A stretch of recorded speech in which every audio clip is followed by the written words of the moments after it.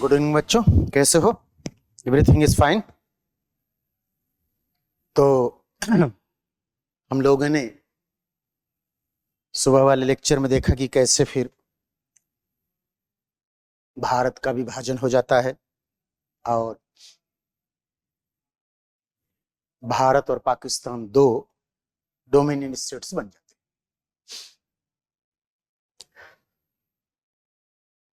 अब यहां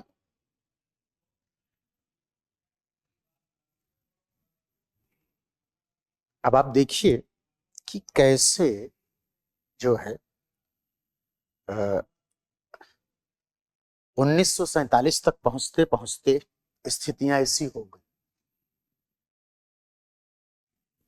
अब यहां कई प्रश्न हम देखें जहां से प्रश्न बनते हैं, जैसे कि भारत विभाजन के कारण क्या है। भारत विभाजन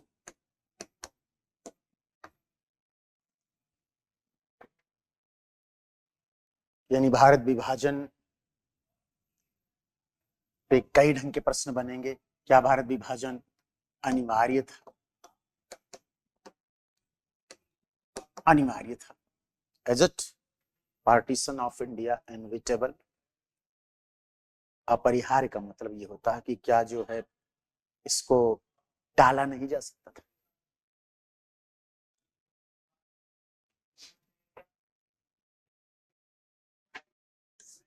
अब इतिहास में जब भी कोई घटना घटती है तो सामान्य रूप में ये माना जाता है कि अगर अब कोई घटना घट चुकी है तो इसका मतलब है कि उस समय इसके अलावा और कोई विकल्प नहीं। लेकिन हाइपोथेसिस ये कहती है कि किसी भी घटना को टाला जा सकता था। जिन्ना को प्रधानमंत्री बनते भारत विभाजन टल जाता, या दंगे होने देते, हम विभाजन को मानते ही नहीं, एक लिमिट तक दंगा होता, मरते लोग, मरने के बाद फिर लोगों को लगता कि नहीं अब क्या मतलब है, धीरे धीरे ठंडे हो जाते। क्योंकि इतिहास में बहुत सारी ऐसी घटनाएं हुई हैं। थक जाएंगे, उसके बाद ठंडे हो जाएंगे, स्थिति नॉर्मल हो जाएगी। अब क्या है कि यहां पर कई ढंग के क्वेश्चन आते हैं, जैसे भारत विभाजन कारण क्या है, या भारत विभाजन को क्यों स्वीकार किया गया, क्यों स्वीकार किया, क्यों स्वीकार की। इस पे कई ढंग के प्रश्न आएंगे, इसलिए दिमाग में फंडा क्लियर होना चाहिए। भारत विभाजन क्यों स्वीकार किया गया।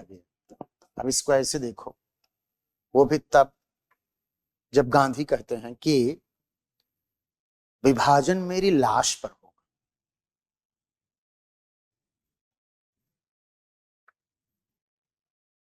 अब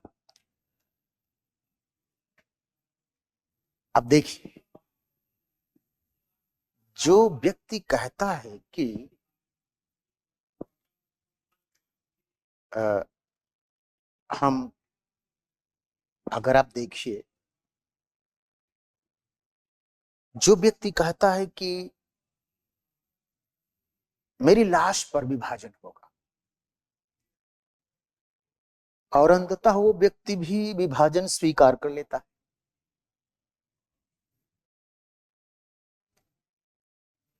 आप सोचिए, आपकी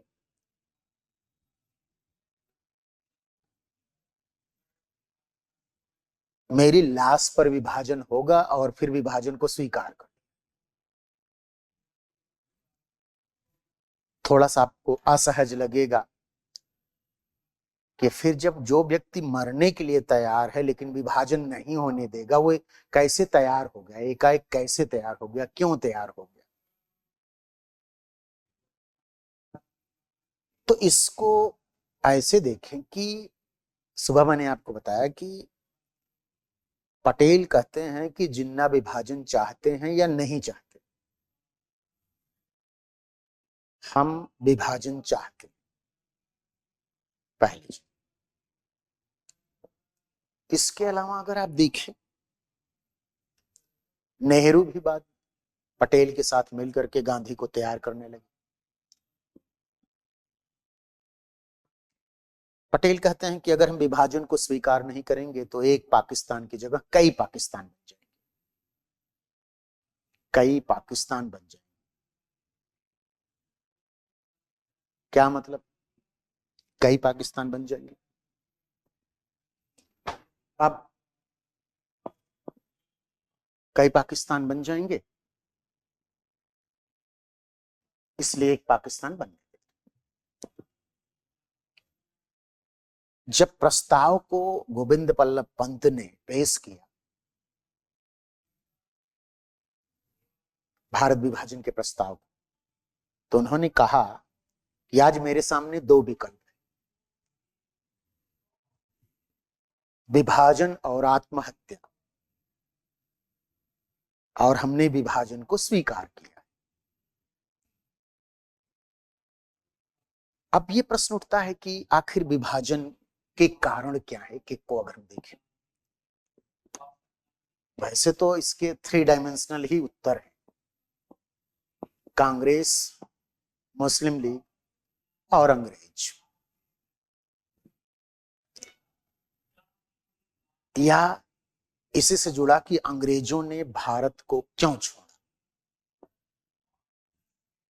हमारी आजादी जो ही, हम स्वतंत्र किन कारणों से भारत को आजादी मिली, तमाम प्रश्न बनते हैं। अब जैसे भारत विभाजन के कारण की अगर हम बात करें, तो जो पहला कारण है वो है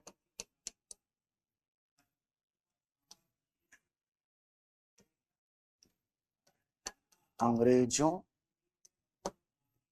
की बांटो और राज करो की नीति, बांटो और राज करो की नीति, बांटो और राज करो की नीति।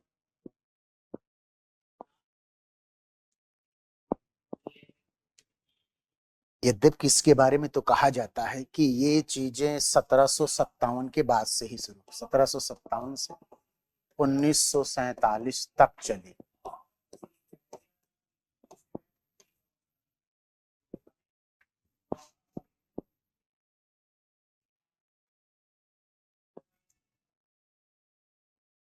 और अब देखिए क्या है कि अगर अंग्रेज ये ना करते, डिवाइड एंड रूल ना करते,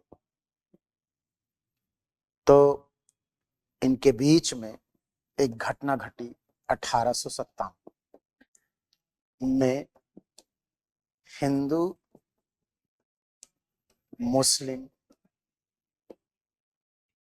साथ लड़े।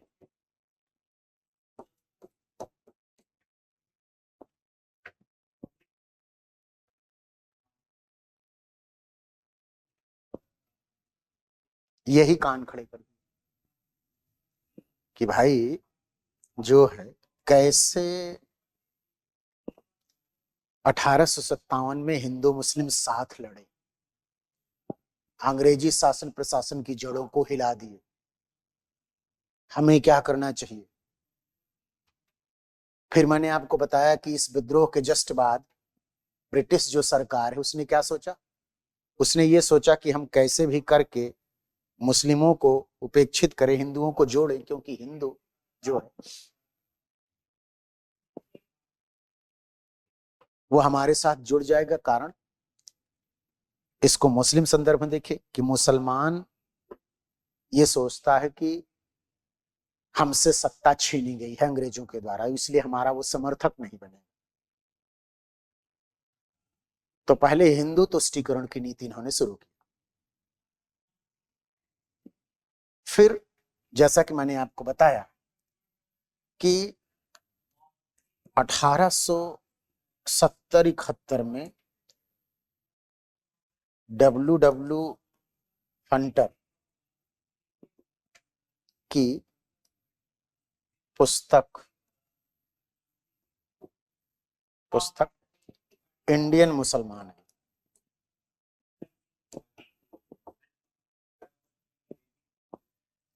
इंडियन मुसलमान,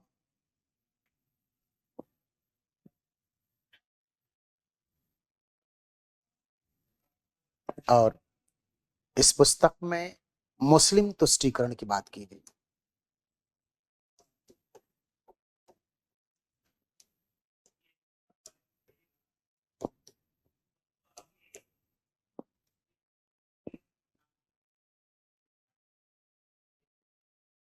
मुस्लिम तुष्टीकरण की थी। क्यों? क्योंकि हिंदुओं में राष्ट्रीय चेतना बढ़ रही थी। क्या कारण है? हिंदुओं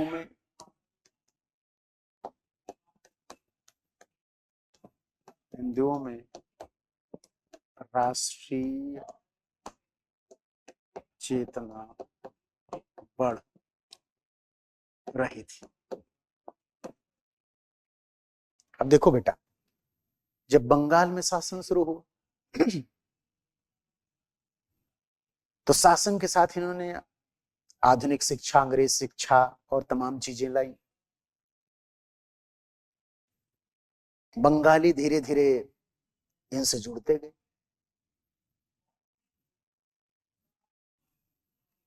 बंगाली हिंदू मूल का, और धीरे धीरे उनके अंदर इतनी समझ विकसित हो गई कि इनकी नीति, नियत और नेतृत्व को समझने लगे। तो नीति, नियत, नेतृत्व को जब वो समझने लगे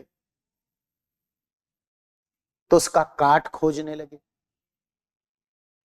काट खोजने के क्रम में इनको लगा कि जब तक हम एक राष्ट्र नहीं बनेंगे, यानी राष्ट्रीय चेतना, और जैसे राष्ट्रीय चेतना आई हिंदुओं में, तो आप देखिए कि कैसे फिर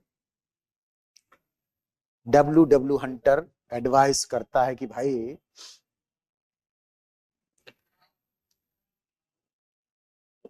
हिंदुओं की तुष्टीकरण ठीक नहीं, क्योंकि आने वाले समय में ये हमको चुनौती देंगे। मुसलमान पिछड़े हैं, अल्पसंख्यक हैं, इनका तुष्टीकरण किया जा सकता है और इनको बहुसंख्यकों का भय भी दिखाया जा सकता है। यही भय तो अंततः जिन्ना को खाया जा रहा था। जिन्ना को ये लगा लास्ट में बच्चों कि अगर ब्रिटिशर्स यहां से चले जाएंगे तो बहुसंख्यक हिंदू हम मुसलमानों को गुलाम बनाएंगे। यही फोबिया क्रिएट की, अनरियल डर जिसको कहते हैं। अब हुआ ये कि भाई सोचो, जैसे ये जो है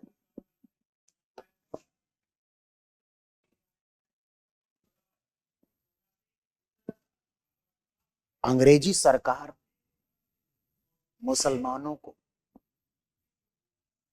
तुष्टीकरण करने लगी, मिलाने लगी कि भाई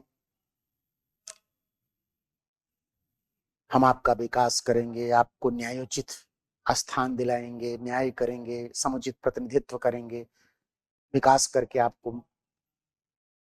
महत्व देंगे, तमाम तरह की बातें शुरू की जाती। क्योंकि इनको लगता था कि हम इसी के माध्यम से ही भारतीय समाज नहीं बनने देंगे, यानी हिंदू समाज बनेगा और मुस्लिम समाज बनेगा, दोनों समाज अलग होंगे। धीरे धीरे दोनों के बीच हम दूरियां पैदा करेंगे, तमाम हथकंडे अपनाएंगे, कभी उनके अंदर हित की बात करेंगे तो कभी उनको डराने की बात करेंगे, और इसके माध्यम से जब ये एकजुट नहीं होंगे तो हम आराम से शासन करेंगे। मुस्लिम वर्ग हमारा समर्थक बन जाएगा, उसके बाद हम और मुस्लिम वर्ग मिलकर हिंदू वर्ग से निपट लेंगे। इसके लिए समय समय पर कभी अलीगढ़ आंदोलन को समर्थन देते हैं, तो कभी मुस्लिम लीग का गठन करवाते हैं, कभी पार्लियामेंट सुधार के तहत काम करते हैं। और उसके बाद जब धीरे धीरे हवा दे दिए, फिर क्या, 1930 से ही पृथकता बढ़ने लगी। फिर चौधरी रहमत अली का विचार आया, टू नेशन थ्योरी आई, फिर लास्टली जो विभाजन। तो अंग्रेजों की निकृष्ट डिवाइड एंड रूल की नीति जो उनको लगा कि उनके लिए लाभदायी है, के कारण ही भारत का विभाजन हुआ। प्रमुख कारण के रूप में आप इसी को देखो। दूसरे कारण के रूप में अगर हम देखो, कांग्रेस की भूमिका, कांग्रेस की भूमिका। बच्चों, कांग्रेस आईएनसी बना 1885,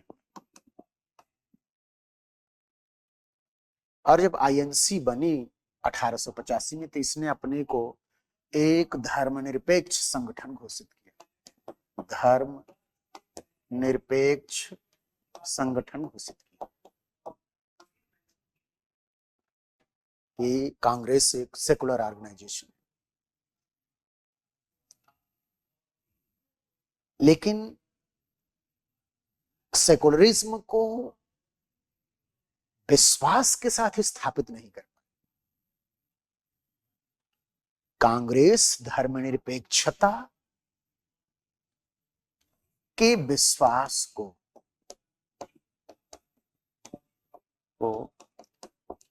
स्थापित करने में सफल नहीं।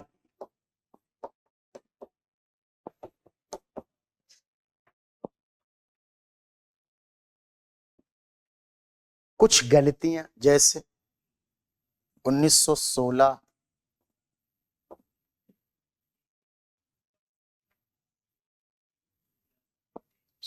का लखनऊ समझौता,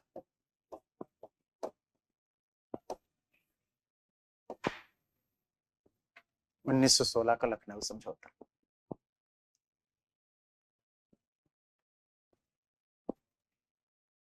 ये कांग्रेस की मिस्टेक थी।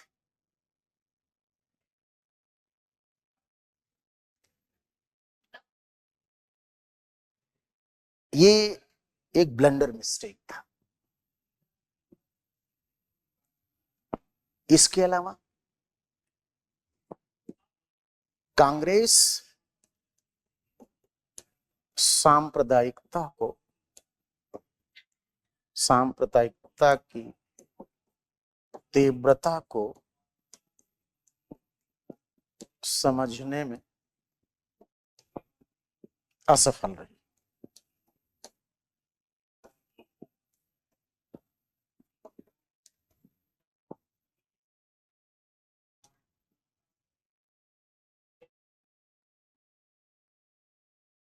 आसफल।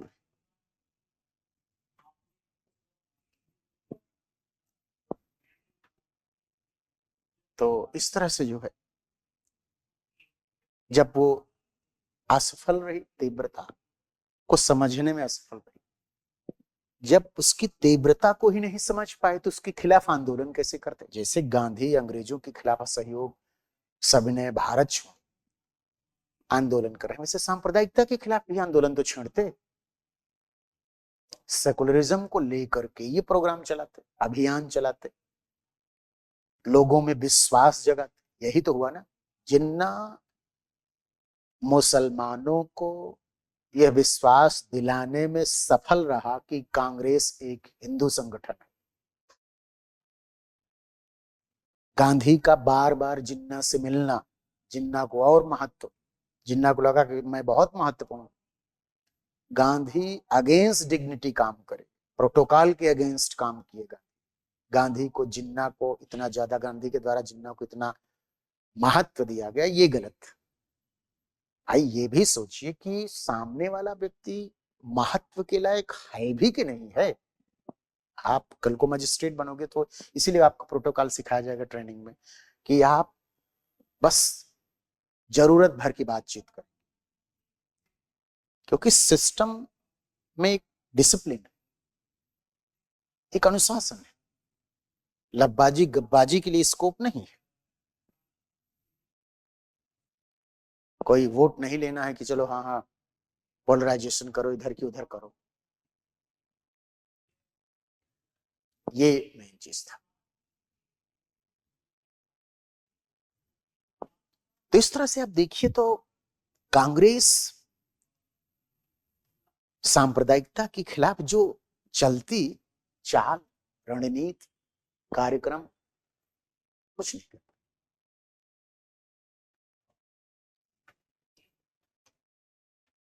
तीसरे कारण के रूप में हम मुस्लिम लीग को देखते हैं। का गठन, मुस्लिम लीग शुरू से मुसलमानों के बारे में बात करती, मानव के हितों की बात।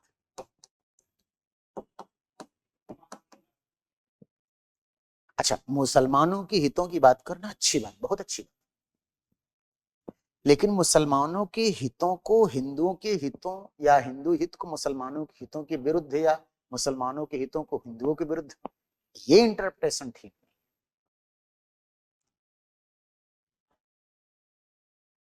मुस्लिम लीग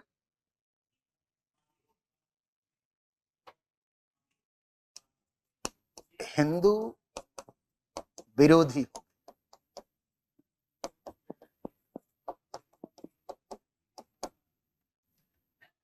उसके अंदर हिंदुओं का एक भय भी व्याप्त हो। आप देखिए कि जिन्ना जब ये कहते हैं कि अगर ब्रिटिशर्स बिना पाकिस्तान दिए चले जाएंगे तो हिंदू हमको गुलाम बना देंगे, एक अनरियल जो है फियर था, अनरियल फियर।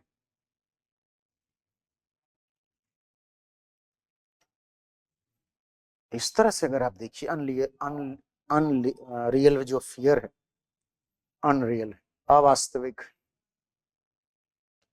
जब अनरियल फियर है तो इसके खिलाफ कुछ करना चाहिए था। भाई मुस्लिम लीग इस बात को मुस्लिम जनमानस में बैठाने में सफल रही कि कांग्रेस उसकी एंटी है, मुसलमानों की एंटी। कांग्रेस मुसलमानों की विरोधी है, मुस्लिम लीग मुसलमानों की हितैषी है। फिर देखिए, मुस्लिम लीग ही मुसलमानों की हितैषी है,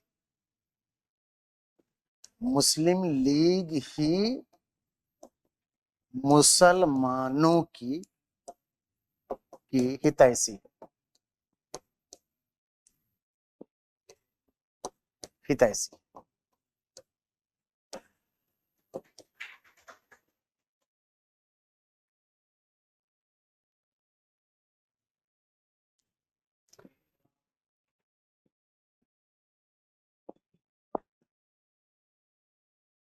अब देखिए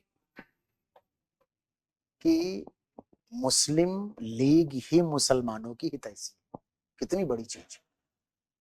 और इसमें आप ये भी देख सकते हैं कि इस बात को मुसलमानों को कन्विंस करने में सफल भी, ये सफल भी रही।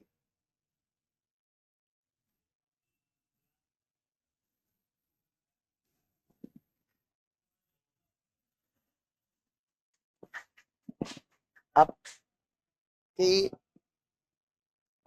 मुस्लिम लीग ही मुसलमानों की हितैषी है, कांग्रेस मुस्लिम विरोधी, कांग्रेस हिंदू हितैषी, अंग्रेजों के जाने पर हिंदू हमें गुलाम बना देंगे। कहने का मतलब यह है कि कोई पॉलिटिकल पार्टी, अच्छे से समझे, कोई पॉलिटिकल पार्टी अपने एजेंडे को सफल करने के लिए जो ताने वाने बुन रही है, गढ़ रही है, विचार गढ़ रहा है, उसका कोई आधार नहीं है, लेकिन वो सफल हो रहा है। कारण काउंटर करने वाली शक्ति इसको नहीं काउंटर कर पा रही कि नहीं नहीं ये तो अनरियल है, अवास्तविक, अवास्तविक, अनरियल फियर जिसको आप कह सकते, अवास्तविक भय। क्योंकि जिन्ना तो अब जहां भी होगा जहन्नुम वगैरह में ही होगा, घटिया आदमी स्वर्ग में जन्नत में थोड़ी जाएंगे, क्योंकि लाशों पर पाकिस्तान बना है, बनवाया है, और पाकिस्तान मरणासन स्थिति में है, कभी भी टूट सकता है। मुसलमान ही मुसलमानों को मार रहे हैं, मर रहे हैं खाने के लिए। कि मैंने उस दिन आपको ये उदाहरण भी दिया था कि 90 करोड़ हिंदू 5 करोड़ वाले सिख को प्रधानमंत्री नियुक्त करते हैं, जिसको शपथ 20 करोड़ वाले मुसलमान समुदाय का कलाम साहब दिलाते हैं शपथ। सोचिए 2004 की बात।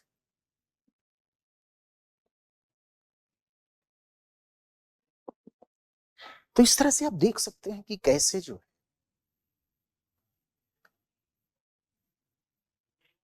ये 21वीं सदी का भारत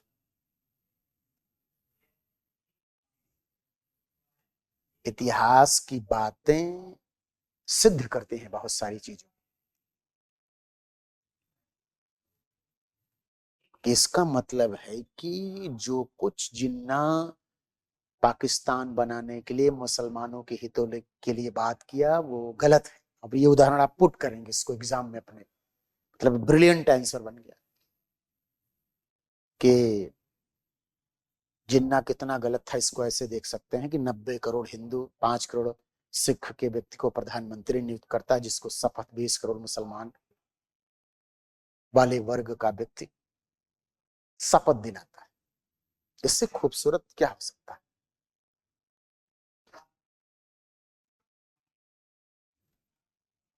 इस तरह से इनको आप देखिए। अब मुस्लिम लीग मुसलमानों की हितैषी है, इस बात को कन्विंस करने में मुस्लिम लीग सफल। ये विशेष रूप से महत्व। और इसको काउंटर करने वाली जो शक्ति है वो कांग्रेस कुछ कर ही नहीं पाती। आप देखिए कि 1916 में ये कांग्रेस से समझौता की, उसमें भी मनमाने में कामयाब रहे। मुस्लिम पृथक मुस्लिम निर्वाचन, इस तरह से भी इनको आप देख सकते हैं।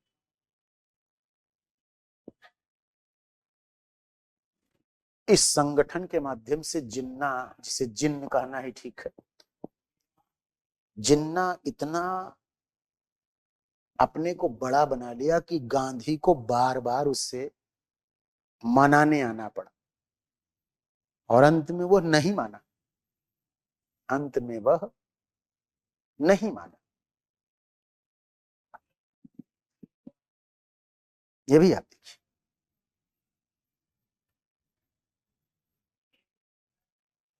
उसको लगने लगा कि नहीं मैं कुछ हूं। इसीलिए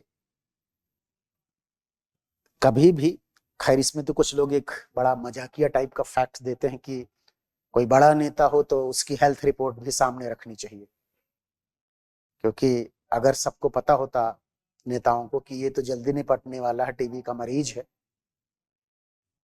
तो हो सकता है कि टाल दिया जाता कुछ दिनों के लिए, इसी को प्रधानमंत्री बना देते, बाद में मर जाता, फिर देखा जाता।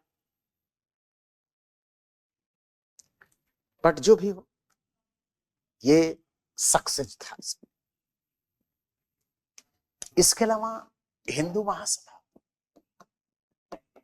हिंदू महासभा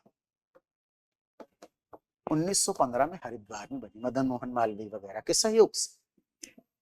अब आप देखिए, हिंदू महासभा हिंदू हित की बात करती थी, हित की बात करती थी,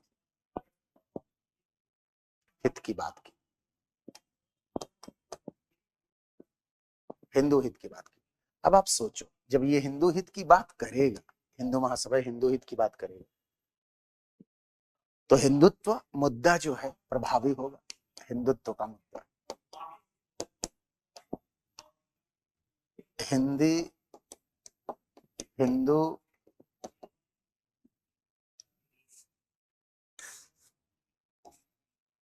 हिंदू हिंदी हिंदुस्तान,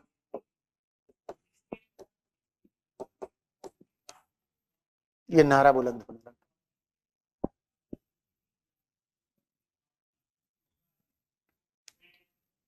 फिर इसके बाद आप देखिए किसी क्रम में, जैसे अगर आप देखें तो 1925 में आरएसएस बन गया, राष्ट्रीय स्वयंसेवक संघ, आरएसएस बन गया, राष्ट्रीय स्वयंसेवक संघ। राष्ट्रीय स्वयंसेवक संघ के बनने से हिंदी हिंदुस्तान और ज्यादा प्रभावशाली। गोलवलकर, हेडगेवार, बीएस मुंजे जैसे तमाम जो आरएसएस के नेता थे, देखिए कैसे ये भारत छोड़ो आंदोलन का विरोध भी किया, क्योंकि इनको लगता था कि जबकि भारत छोड़ो आंदोलन का विरोध तो सभी किए, हिंदू महासभा की, आरएसएस की, मुस्लिम लीग की, अंबेडकर की, साम्यवादी किए, सभी किए।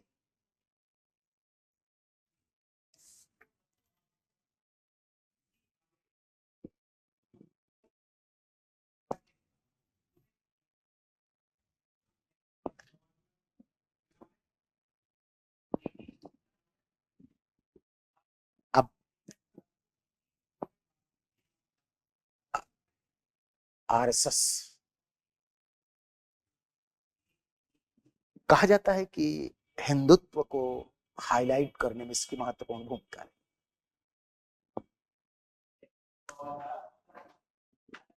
एक तो हिंदू बहुसंख्यक, दूसरा एक संगठन हिंदू महासभा, नाम ही है हिंदू महासभा। फिर आरएसएस एक संगठन बन गया हिंदुत्व की बात कर। इससे क्या होगा कि जो मुस्लिम ध्रुवीकरण हो रहा है जिन्ना के नेतृत्व में, मुस्लिम लीग के नेतृत्व में, अन्य नेताओं के नेतृत्व में, तो अब तो समानांतर रूप से एक और संगठन आ गया, सिर्फ हिंदुत्व की बात करता, हिंदू हित की बात करता, हिंदू महासभा को स्थापित कर रहा है, हिंदुत्व के ही आदर्श रख रहा है। इस तरह से जो है इन संगठनों की भी भूमिका रही। इसके अलावा एक और जो महत्वपूर्ण कारण हुआ है सांप्रदायिकता। अब इसी संदर्भ में हम सांप्रदायिकता को अच्छे से समझ लें। सांप्रदायिकता या संप्रदायवाद एक ही बात है।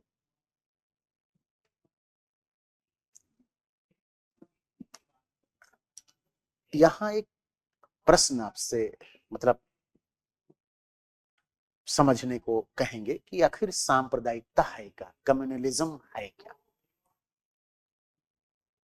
और इस क्रम में संप्रदायवाद क्या है। संप्रदाय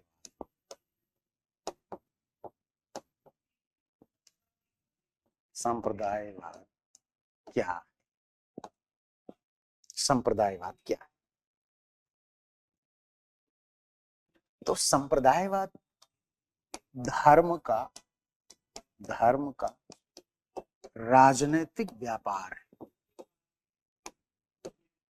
राजनीतिक व्यापार।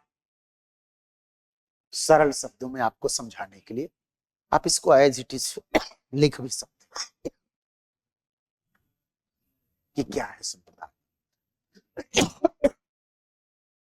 तो संप्रदायवाद बच्चों धर्म का राजनीतिक व्यापार है।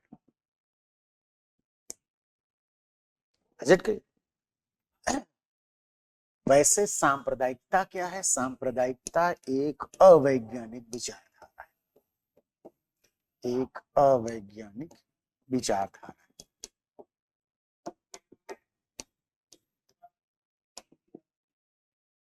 एक अवैज्ञानिक विचारधारा है जिसमें 3 चरण है, जिसमें 3 चरण या तत्व, 3 चरण या तत्व, 3 चरण या तत्व। कैसे, मैं आपको बताता हूं। इसका पहला चरण है ये धर्म के आधार पर, धर्म के आधार पर धर्मनिरपेक्ष हितों का निर्धारण करना, हितों का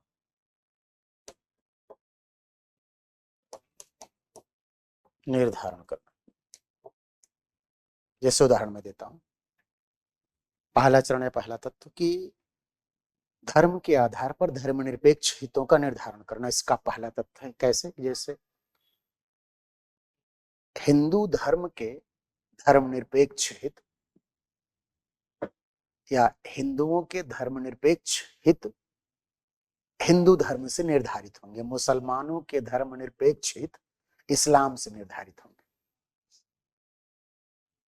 यानी जब कोई संप्रदाय, कोई वर्ग, समुदाय अपने धर्मनिरपेक्ष हितों का निर्धारण धर्म के आधार पर करने लगेगा तो सांप्रदायिकता का पहला चरण माना जाएगा या पहला तत्व माना जाएगा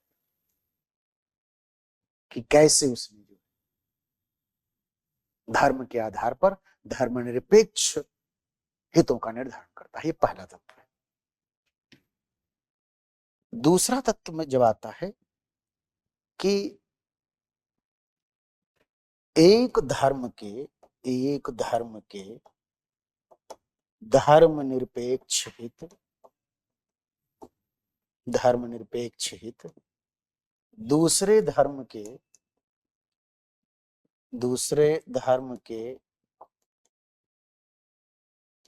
धर्मनिरपेक्ष हित से अलग है।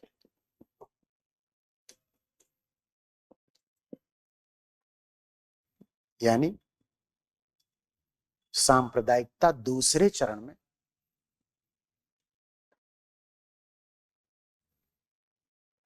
कहती है कि धर्म विशेष के धर्मनिरपेक्ष हित अन्य धर्म के धर्मनिरपेक्ष हित से अलग होते हैं।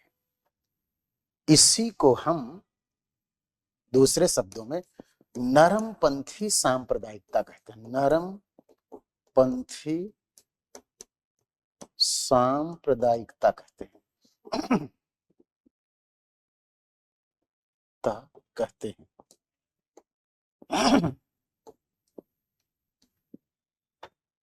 नरमपंथी सांप्रदायिकता, जैसे ये अगर आप देखिए तो 1930 के बाद जो सांप्रदायिकता आती है वो नरमपंथी सांप्रदायिकता। 1930 के पहले की सांप्रदायिकता पहले चरण की सांप्रदायिकता है। इसको आप क्रोनोलॉजी के तहत भी देख सकते हैं। 1930 के बाद 1930 से पहले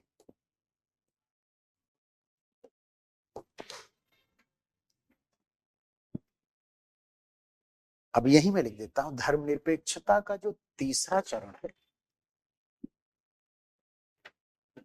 वो एक दूसरे के, शॉर्ट में लिख दिया, एक दूसरे के विरोधी, एक दूसरे के विरोधी। इसको और इलेबोरेट कर दे रहे हैं, आप उसको वाइडली समझ लीजिएगा क्योंकि कॉन्सेप्ट सारा क्लियर होना चाहिए। तीसरे चरण में सांप्रदायिकता या जो तीसरा तत्व है सांप्रदायिकता का वो यह है कि तीसरे चरण में सांप्रदायिकता या तत्व जब पहुंचता है तो उसका ये मानना है कि एक धर्म विशेष के धर्मनिरपेक्ष हित दूसरे धर्म विशेष के धर्मनिरपेक्ष हित के विरोधी हैं। इसका मतलब यह है कि हिंदू हित मुसलमानों के हितों का विरोधी विरोधी विरोधी इससे हम गरमपंथी सांप्रदायिकता कहते हैं। गरमपंथी सांप्रदायिकता कहते हैं।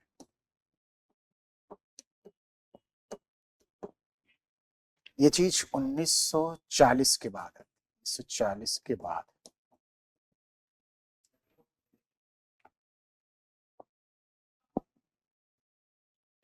समझ गए?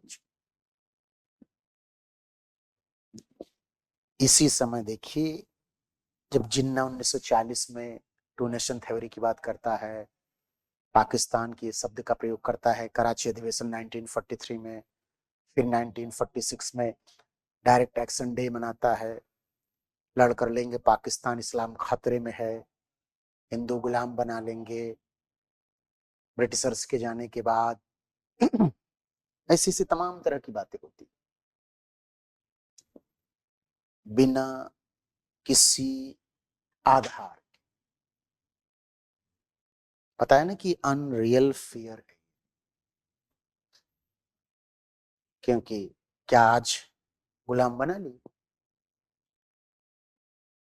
पाकिस्तान से ज्यादा मुसलमान हिंदू में मस्त रह रहे हैं, खा पी रहे हैं, अपना मौज कर रहे हैं, आनंद से है, स्वर्ग में है।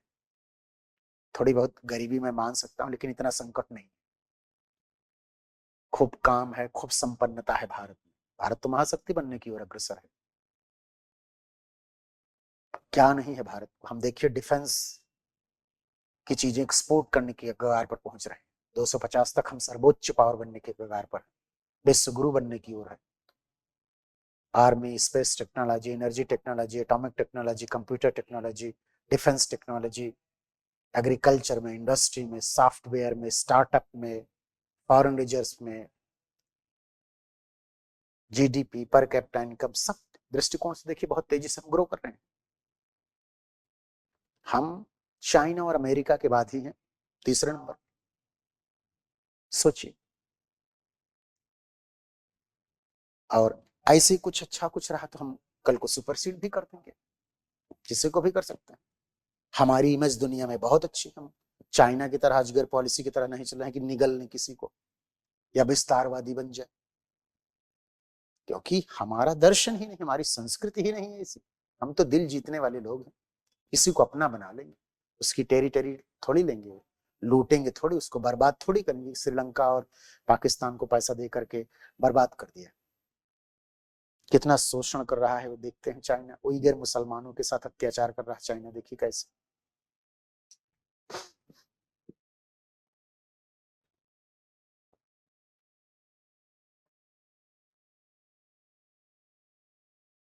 इस तरह से आप देख सकते हैं।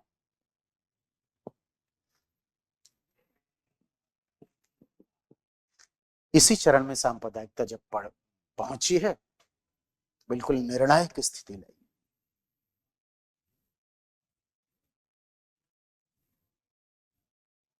अब ये तो मौलिक कारण, एडिशनल कारणों में आप देख सकते हैं कि जैसे गांधी की भूमिका आने वाले समय में जैसे क्या है। अपना बीपीएससी और इससे अब यूपीएससी, अब क्वेश्चन क्या है, जो भी पेपर सेटर है उसको ये लगता है कि हम मॉडर्न इंडिया की समझ चेक करें, जानकारी नहीं चाहिए उसको, जानकारी तो सारा गूगल पे है। क्योंकि अगर समझ होगा तो मजिस्ट्रेट बनने के बाद कुछ अच्छा करे। जानकारी होना तो फीडेड चीजें हो, समझ है मतलब आगे कुछ नवाचार करे। समझ किस लिए तो जरूरत है, समझ है तो आगे नवाचार करो। जानकारी है तो ये रट के भी हो सकती, तो नवाचार नहीं करोगे। यूपीएससी के देखिए, यूपीएससी के सारे क्वेश्चन अंडरस्टैंडिंग बेस्ड होते हैं। क्यों? क्योंकि यूपीएससी चाहती है कल कोई पॉलिसी मेकर बनेगा,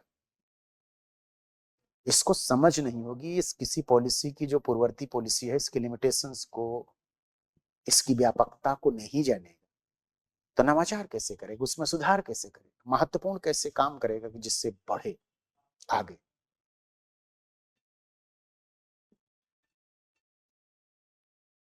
तो ये जरूरी है।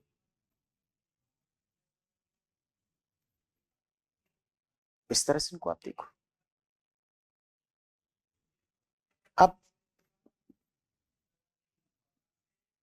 ये बेसिक कारण है, इसके अलावा भूमिका में जैसे कि गांधी की, इस संदर्भ में जैसे सुबह मैंने एक बात बताई, इंडिया विंस फ्रीडम में अबुल कलाम आजाद ने लिखा कि मुस्लिम लीग को उत्तर प्रदेश में जो सरकार बनी थी गोविंद वल्लभ पंत के नेतृत्व में शामिल कर देते तो मुस्लिम लीग इतना रेडिकल अप्रोच ना अपनाती और विभाजन टाला जा सकता था।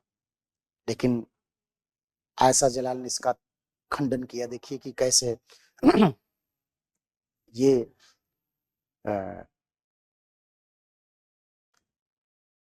गलत बात है कि नेहरू के द्वारा जो सरकार में शामिल नहीं करने दिया गया, इससे अलगाववाद बढ़ा, मुस्लिम लीग में पृथकता बढ़ी और अंततः वो टू नेशन थ्योरी के द्वारा पाकिस्तान बना लिया। भाई नेहरू अपने समाजवादी उद्देश्यों को लागू करना चाहते थे। मुस्लिम लीग यदि सरकार में शामिल होती तो अपना सामंती और जमींदारी जो दृष्टिकोण था उसको लागू करती। अभी भी तो यही स्थिति है। इसलिए अगर आप देखो तो ये स्पष्ट होता है कि ये अगर शामिल करते मुस्लिम लीग को यहाँ की सरकार में तो समस्या क्रिएट होती। इसलिए नेहरू जिम्मेदार नहीं, गांधी को जिम्मेदार भाई दिया कि भारत विभाजन को रोकने में गांधी, नेहरू, पटेल नाकामयाब रहे।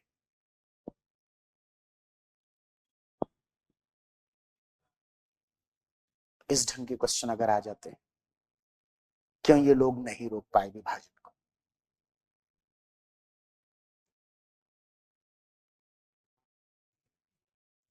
तो अब इसके पक्ष में बहुत सारी बातें कहेंगे। गांधी मुस्लिम लीग की काट नहीं ढूंढ पाए, गांधी सांप्रदायिकता को समझ नहीं पाए, गांधी जिन्ना को कन्विंस करने में सफल नहीं, गांधी ब्रिटिश सरकार को अपने पक्ष में नहीं करने में सफल हो पाए, गांधी मुस्लिम जनमानस को विश्वास दिलाने में असफल रहे कि कांग्रेस के बैनर तले उनके भविष्य सुरक्षित है, अस्मिता सुरक्षित है। जबकि गांधी तो सबसे बड़े लीडर थे। सांप्रदायिक दंगों के दौरान नोआखली में वहां हिंदू मुसलमान दोनों थे, गांधी अपील करते थे, दंगे रुक जाते थे, लेकिन उनके जाते ही फिर शुरू हो जाते। तो कहीं ना कहीं ये माना जाता है कि उनको कम से कम ये करना चाहिए था।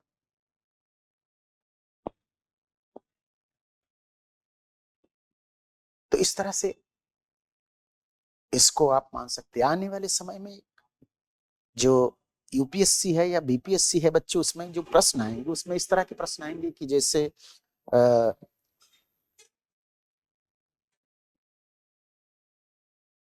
भारत विभाजन में मुस्लिम लीग की भूमिका, भारत विभाजन में जिन्ना की भूमिका, भारत विभाजन में गांधी की भूमिका, पटेल की भूमिका, नेहरू की भूमिका, या भारत विभाजन के लिए अबुल कलाम आजाद नेहरू को किस तरह से जिम्मेदार ठहराते। तो ऐसे भी प्रश्न आ सकते हैं, को भी समझने की जरूरत है। क्योंकि भारत विभाजन के मुद्दे पर भी बहुत सारा रिसर्च होना बाकी है। अच्छा, अब देखिए जैसे तमाम लोग कहते हैं बेसिकली भारत विभाजन तो अभिजन वर्ग की देन है, एलिट क्लास की देन है। वो अपनी सत्ता लोलुपता के लिए, राजनीतिक महत्वाकांक्षा के लिए विभाजन की। कुछ लोग कहते हैं विभाजन मध्य वर्ग की देन है। हर समाज का मध्य वर्ग अपने इंटरेस्ट में सोचता है। मुस्लिम समाज का मध्य वर्ग सोचता था अगर पृथक मुस्लिम राष्ट्र बनेगा तो हम प्रोग्रेस करेंगे, क्योंकि अगर पृथक मुस्लिम राष्ट्र नहीं बनेगा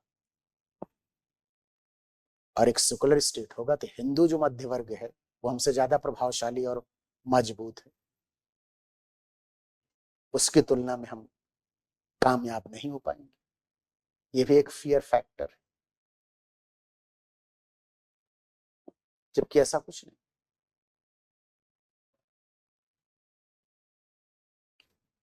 तो कुल मिला के अगर आप देखिए तो भारत विभाजन क्यों हुआ, कैसे हुआ, ये सारे मुद्दे बहुत सारे डायमेंशन को लिए। यहाँ अपनी बीपीएससी भी अगर किसी प्रश्न को पूछती है किसी कॉन्टेक्स्ट विशेष में कि सांप्रदायिकता भारत विभाजन के लिए किस रूप में उत्तरदायी थी, सांप्रदायिकता को मैंने आपको बताया है बहुत अच्छी तरीके से, अच्छे से आप समझ गए कॉन्सेप्ट को हिस्टोरिक फैक्ट से जोड़ करके। कैसे 1930 के पहले प्रथम चरण में 1930 से 1940 के बीच में, द्वितीय चरण में 1940 के बाद तृतीय चरण सांप्रदायिकता पहुंचती है।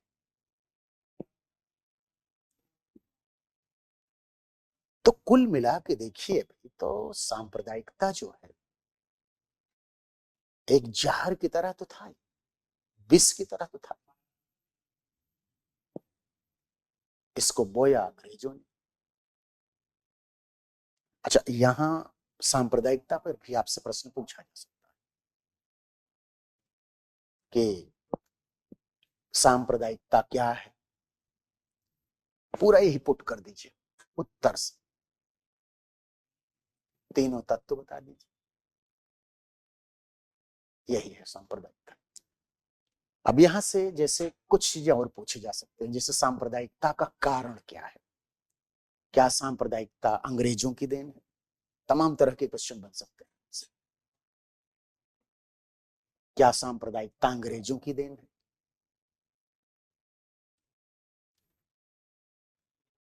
तो आपको यहां स्पष्ट कर दूं बच्चों, ये देखिए हम कल्चर वाला पोर्शन अलग से आपको पढ़ाएंगे, जिसमें हम भक्ति और सूफी मूवमेंट भी पढ़ाएंगे। अब यहाँ थोड़ी सी चर्चा हम लोग संप्रदायवाद के जन्म, उद्भव या विकास के बारे में आपको स्पष्ट करते हैं। देखिए, सांप्रदायिकता मूलतः अंग्रेजों की पैदा की गई खेती या बीज है।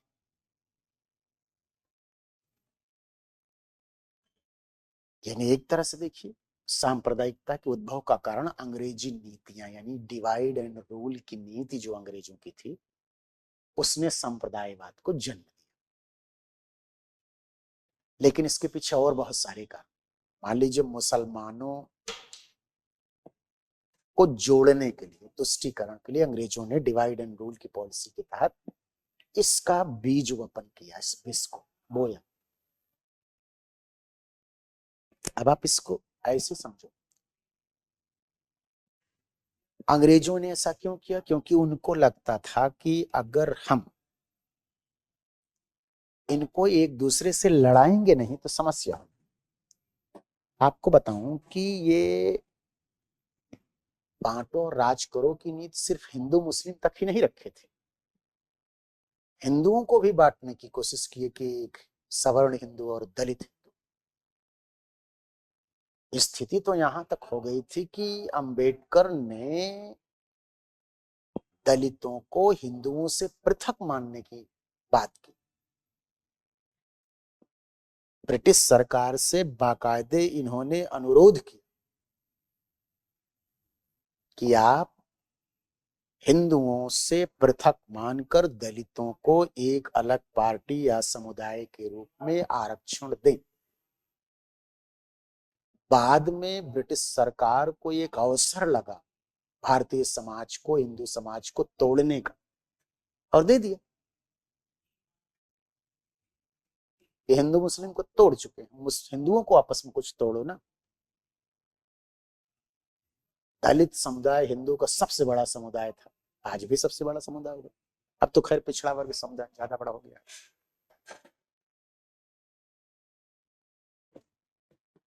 तो सोचने वाली बात है बच्चों कि कैसे ब्रिटिशर्स ने अपने हित में काम किया। एक तो ये सांप्रदायिकता का कारण जो है, ये नीति, इसको मैं थोड़ा सा और इलेबरेट करता हूं। संप्रदायवाद का कारण, वाद का संप्रदायवाद का कारण, संप्रदायवाद के कारण पहला, अंग्रेजी नीति, मुसलमानों का पिछड़ा,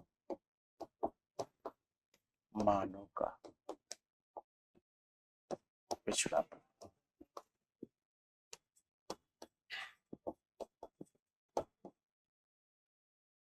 हिंदुओं का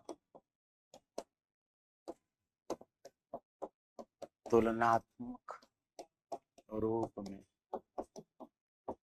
विकसित होना।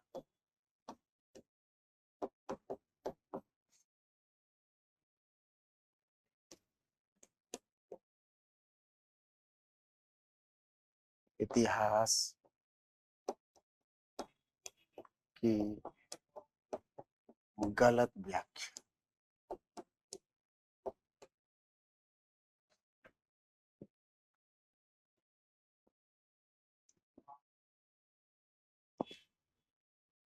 मोटे तौर पर अगर आप देखेंगे तो यही रीजन है कि सांप्रदायिकता या संप्रदायवाद क्यों जो है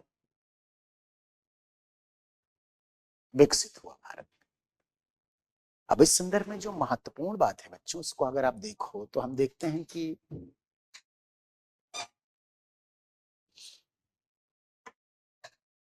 एक एक कारण को हम ले तो पहले कारण को तो मैंने इलैबोरेट कर दिया आपको। मुसलमानों के लिए अंग्रेजों ने कैसे चालें चली हिंदुओं को कमजोर करने के लिए, राष्ट्रीय आंदोलन को कमजोर करने के लिए, और तमाम तरह के जो हथकंडे हो सकते थे मुस्लिम तुष्टीकरण के नाम पर, उसको उन्होंने किया। इसको आप ऐसे देख सकते हो।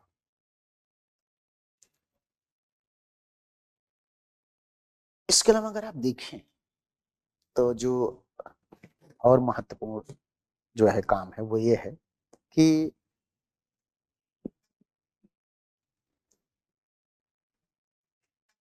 मुसलमानों का पिछड़ापन। जब अंग्रेजी शासन प्रशासन यहां शुरू हुआ तो हिंदू समुदाय उनसे जुड़ता गया। उनकी शिक्षा, उनके विचार, उनकी पद्धति, शासन प्रशासन, सबसे हिंदू जुड़ता गया और प्रोग्रेस करता गया। मुसलमान इस दौड़ में पिछड़ गए, वहां का मध्य वर्ग पिछड़ गया। अभी भी मध्ययुगीनता में वो जी रहे थे। इवन आज भी वो मध्ययुगीनता में जीते हैं, क्योंकि उनके लिए धर्म पहले है, मानववाद, जीवनवाद। हम धर्म के लिए है, ना कि धर्म हमारे लिए। इसी को बदलने की जरूरत है। क्योंकि इसमें होता क्या है कि इसका लाभ फंडामेंटलिस्ट लोग उठाते हैं, और हमारे जो सज्जन मुसलमान है मैक्सिमम तो वही है, वो सफर करते। देखो एक बात यहां और स्पष्ट कर दो बच्चों की, सबसे ज्यादा धार्मिक कौन व्यक्ति होता है? जो सबसे ज्यादा कम पढ़ा लिखा और मूर्ख हो। धर्म को मानो, आप प्रभु को मानो, खुदा को मानो, खूब पूजा अर्चना करो, मंदिर जाओ, मस्जिद जाओ, गुरुद्वारा, चर्च जाओ, लेकिन इस बात को मत भूलो कि धर्म हमारे लिए, हम धर्म के लिए नहीं। मुस्लिम समाज, जब ब्रिटिश सत्ता ने शासन इनसे ले लिया तो इनको लगा कि मेरे हाथ से सत्ता चली गई, मेरा कुछ नहीं हो सकता। सीखने की जगह, लर्निंग की जगह ये आइसोलेशन में रहे, जबकि हिंदू समुदाय सीखता जाए। शासन प्रशासन, शिक्षा में, रोजगार में, हर जगह अगर आप देखो तो ऐसे।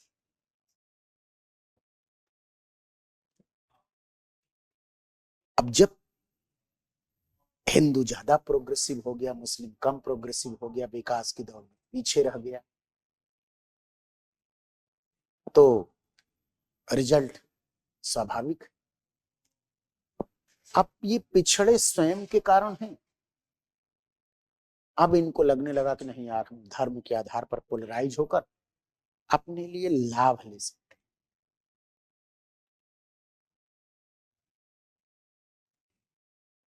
इस तरह से इनको तो ये पिछड़ापन जो है, ये इनके लिए घातक सिद्ध हुआ। तुलनात्मक रूप से अगर आप देखिए तो हिंदू ज्यादा विकसित है, शासन प्रशासन में, शिक्षा में, अन्य जगहों में, उद्योग धंधों में, कृषि में, व्यापार वाणिज्य में, यानी आर्थिक, सामाजिक, राजनीतिक सभी रूपों में ज्यादा प्रोग्रेसिव थे। गांधी जी कहते थे इतिहास की गलत व्याख्या भी जो है सांप्रदायिकता को बढ़ाने में योगदान दिया। जब तक हमको गलत इतिहास पढ़ाया जाएगा तब तक हम ऐसे विचारों के शिकार होते रहेंगे। इसलिए इतिहास की स्वस्थ व्याख्या होनी चाहिए। मुसलमानों ने ऐसा किया, हिंदुओं ने ऐसा किया, क्रिश्चियनों ने ऐसा किया, तो इतिहास की सही व्याख्या होनी चाहिए। इतिहास वस्तुनिष्ठ रूप में होना चाहिए। अब इसी क्रम में चाहो तो आप जैसे हिंदू महासभा को भी एक कारण के रूप में डाल सकते हो, मुस्लिम लीग को भी एक कारण के रूप में डाल सकते हो, एक कारण के रूप में आप हिंदू महासभा को डाल दो, एक कारण के रूप में मुस्लिम लीग को भी आप डाल दो।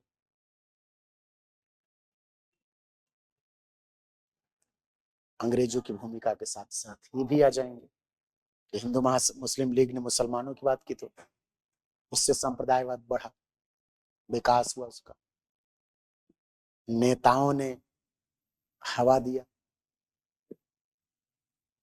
और इसके अलावा अगर आप देखिए हिंदू ने हिंदुत्व की बात की, तो कोई समुदाय विशेष यदि अपने समुदाय के हित में एक्स्ट्रा इफेक्टिवनेस दिखाता है, एक्टिवनेस दिखाता है, तो बच्चों मान के चलो कि सामने वाला जो समुदाय है उसको भी प्रभावित कर रहा है। इसलिए आप जैसे पांचवें कारण के रूप में आप हिंदू महासभा को भी डाल सकते हो। हिंदू महासभा,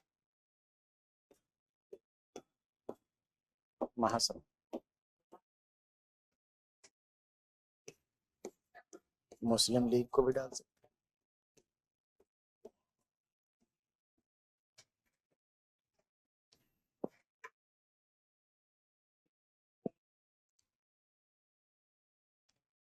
और अंतिम कारण के रूप में हम इसको भी डाल सकते हैं कि इतिहास में या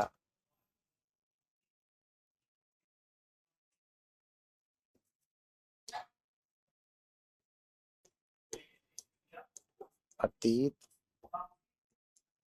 सामग्री देता है। एक कारण के रूप में ये भी देख सकते हैं। इन सबको इलेबोरेट करते हैं अच्छे से। अब ऐसे देखो बच्चों कि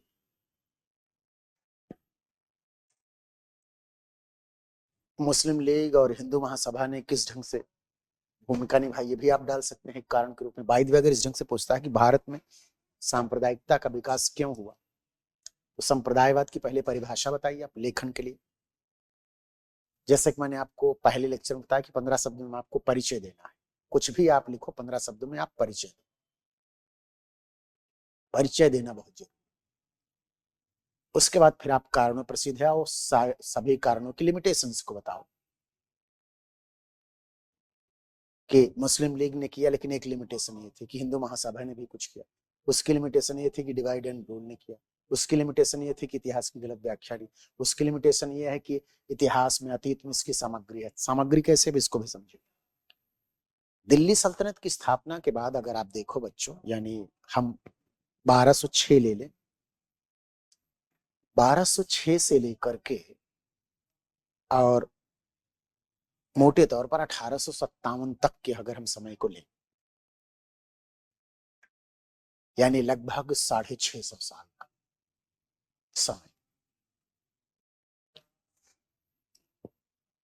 650 साल के समय में अगर आप देखिए तो सल्तनत काल में हिंदू और मुसलमानों के बीच पृथकता, इसकी सामग्री ये मौजूद है कि हिंदू अलग है, मुस्लिम अलग है। ये चीजें मुगल काल में भी ये चीजें बनी रही, तो रॉ मटेरियल तो पहले से ही है। हिंदू अलग है, उनकी पद्धतियां, प्रवृत्तियां, धारणाएं, संस्थाएं, विचार, मान्यताएं, मूल्य मुसलमान की अलग। ये तो सल्तनत की स्थापना के साथ साथ ही ये चीजें अलग अलग रूप में विद्यमान। आप देखिए कि भक्ति आंदोलन के संतों ने भी कोशिश की, कुछ खास। तो क्या है कि जैसे मुस्लिम संप्रदाय जो है, इसमें भी टॉलरेंस की कमी है। अब जैसे कि एक हिंदू मस्जिद में आराम से जाकर के, लेकिन एक मुसलमान को मंदिर जाने के पहले सोचना होगा, क्योंकि बुत परस्ती हराम। कोई चीज हराम नहीं, किसी दूसरे की धारणा है, उसके प्रति आप सम्मान रखिए। क्यों? क्योंकि कुरान में ये सारी चीजें लिखी। ये काफिर है, नेगेटिविटी ज्यादा है। जबकि पैगंबर साहब को देखिए तो उन्होंने बंधुता की बात की थी, भाईचारे की बात की। बंधुता की बात करने वाले पैगंबर की बातों को आप भूल रहे हैं। ब्रदरहुड की बात करते हैं। दुनिया में एक बहुत बड़ा मैसेज था।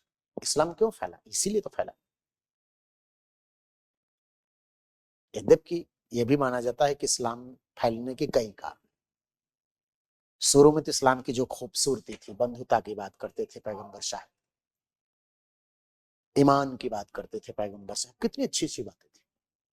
लेकिन बाद में खलीफाओं के काल में अत्याचार, दुराचार, हिंसा, आक्रमण, लूट खसोट, ये सब खलीफाओं के काल में शुरू हुआ। कुछ कन्वर्ट हो गया, ठीक। नहीं कन्वर्ट हो गया, जबरदस्ती कन्वर्ट करो। कुछ को लालच देके कन्वर्ट करो। और कैसे फैला? तो ये चीज, तो पैगंबर साहब के बाद इसकी खूबसूरती पर एक ग्रहण टाइप का लग गया।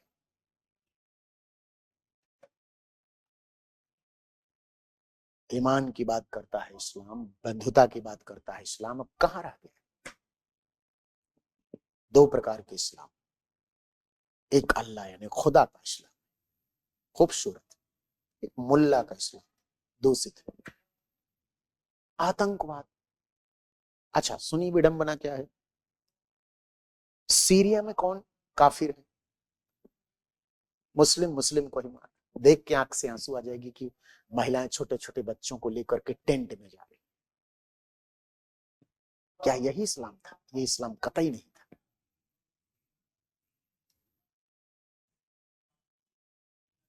तो ये चीज,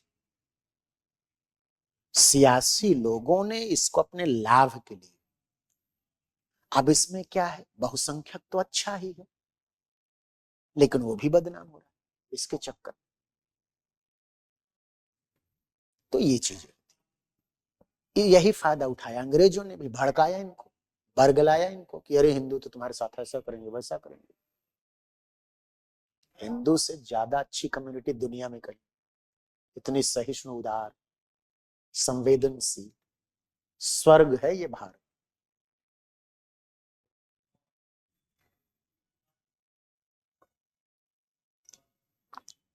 और सुनो, चूंकि भारत में मैक्सिमम मुसलमान कन्वर्टेड है, यानी हिंदू से ही मुसलमान, तो उनका भी जीन तो हिंदू वाला है, इसलिए अच्छे हैं। उनको बस गंदे लोग भड़काए ना, इस्लाम के नाम पर, इस्लाम खतरे है के नाम पर, जैसे जिन्ना भड़काया, पाकिस्तान बनाया, पाकिस्तान किस दिशा में है, किस दुर्दशा में है। सोचिए, अंग्रेजों ने यही तो गलत किया। सल्तनत मुगल काल में हिंदू अलग मुसलमान अलग था, लेकिन वैमनस्यता नहीं थी। सामग्री इसलिए कहा जाता है ना कि सांप्रदायिकता की सामग्री थी, उसको एक अमली जामा पहनाया गया, मूर्त रूप देने की कोशिश की। इस तरह से सांप्रदायिकता आ गई। और लास्टली इसने क्या किया, देश का विभाजन करवा।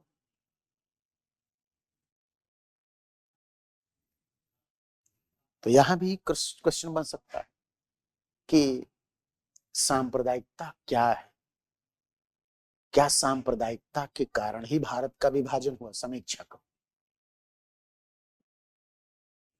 तो इसको आप देख सकते हैं।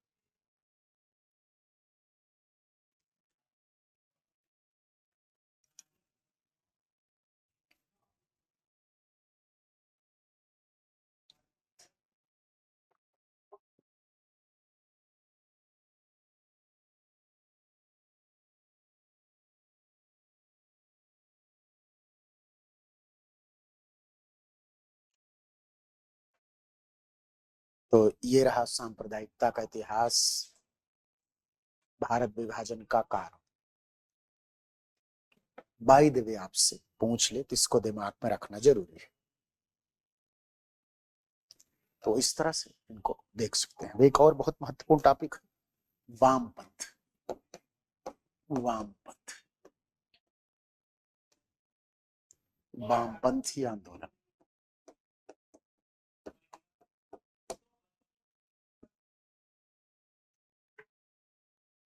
बच्चों, वामपंथ की अगर हम बात करें तो वामपंथ शब्द का प्रयोग अगर आप देखो, सबसे पहले फ्रांस में शब्द का प्रयोग किया गया। फ्रांस,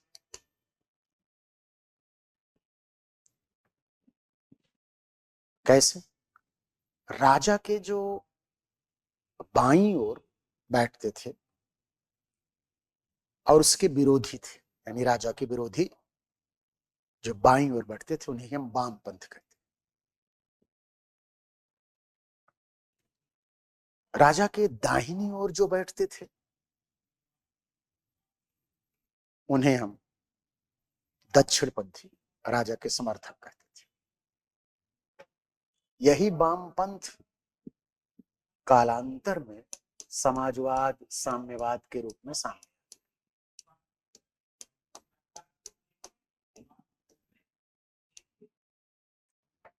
समाजवाद साम्यवाद के रूप में आ गया। बच्चों, समाजवाद सबसे पहले आता है। वैसे समाजवाद के बीज आपको प्लेटो के दर्शन में भी मिलेगी।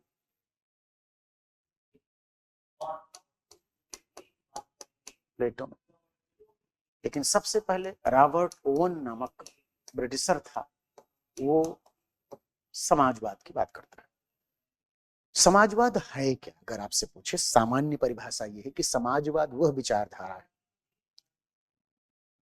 जो उत्पादन के साधनों पर नियंत्रण और वितरण समाज का हो, इसकी बात करता है। सामान्यीकरण की अवधारणा है ये। उत्पादन के साधन पर नियंत्रण और वितरण का अधिकार समाज का। समानांतर रूप से अगर हम पूंजीवाद, इसके उल्टा है पूंजीवाद।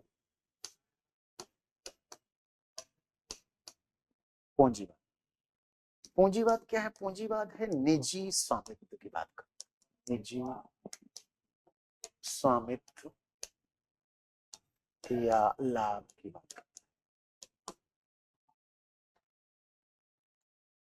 निजी स्वामित्व एवं लाभ की बात करता है।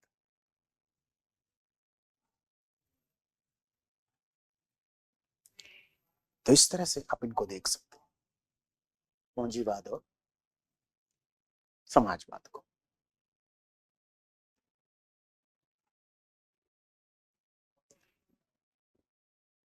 इसका विकास होता है, जैसे Robert Owen, Saint Simon, Louis Blanc, Fourier, बहुत सारे विद्वान हैं इसके। मोटे तौर पर यहाँ एक सेंट साइमन को भी थोड़ा सा कोट करेंगे। सेंट साइमन,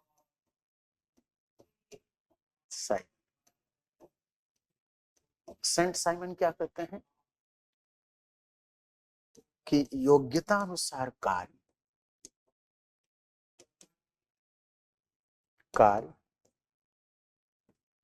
और कार्यानुसार वेतन।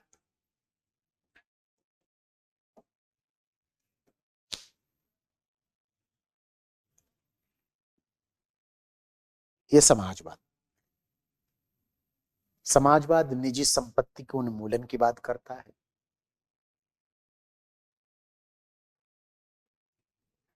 समाजवाद समानीकरण की बात करता है। संसाधनों पर नियंत्रण और वितरण का अधिकार समाज का है, इसकी बात करता है। व्यक्तिवाद का विरोध करता है समाजवाद।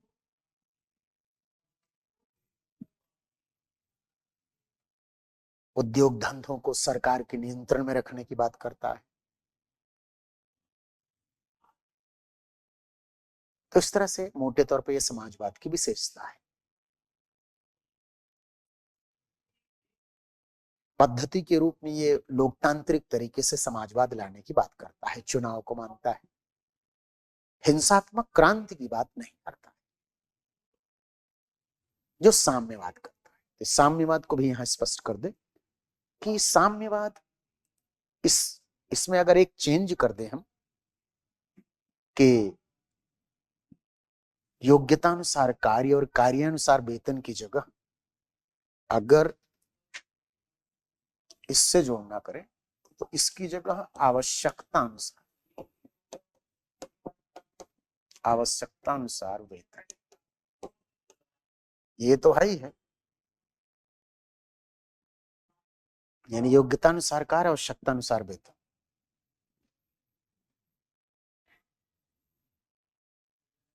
उलट दो कार्यानुसार वेतन को, या इसको हम मिटा ही।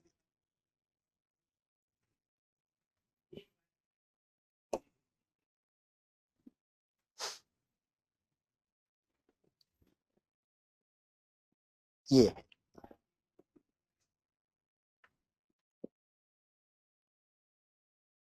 अब होता क्या है बच्चों कि ये समाजवाद या साम्यवाद औद्योगिक क्रांति के बाद पैदा, औद्योगिक क्रांति के बाद, क्योंकि रॉबर्ट ओवन खुद एक इंडस्ट्रियलिस्ट थे ब्रिटेन के, तो इनको लगा कि जो है मजदूरों के वेतन, स्वास्थ्य, शिक्षा, छुट्टी, भत्ते, इन सबको भी महत्व देना चाहिए। यह दृष्टिकोण था रॉबर्ट ओवन का।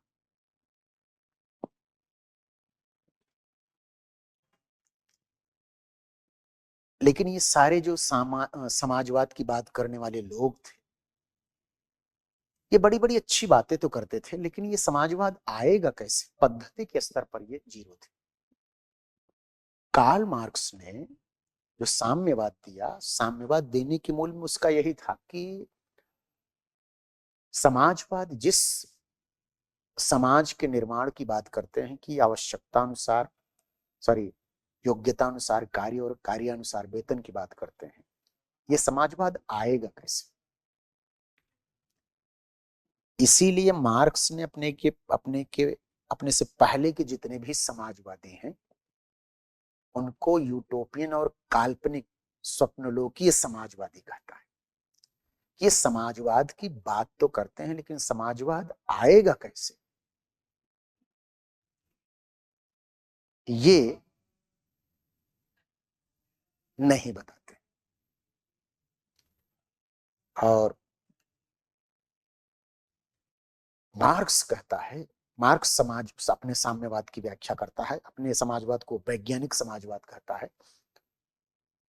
उसकी व्याख्या वो बाकायदे अपने सिद्धांतों के आधार पर करता है, जैसे द्वंद्वात्मक भौतिकवाद, ऐतिहासिक भौतिकवाद, वर्ग संघर्ष, अतिरिक्त मूल्य का सिद्धांत,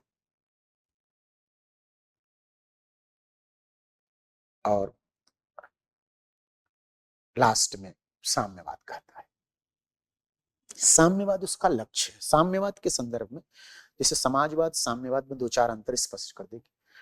साम्यवाद मूलभूत अंतर तो यह है कि आवश्यकता अनुसार वेतन की बात करता है, कार्यानुसार योग्यता अनुसार कार्य तो करो लेकिन आवश्यकता अनुसार वेतन। यहाँ एक खास बात यह है कि आवश्यकताएं सबकी सीमित है, इसलिए सामाजिक असमानता की संभावना खत्म।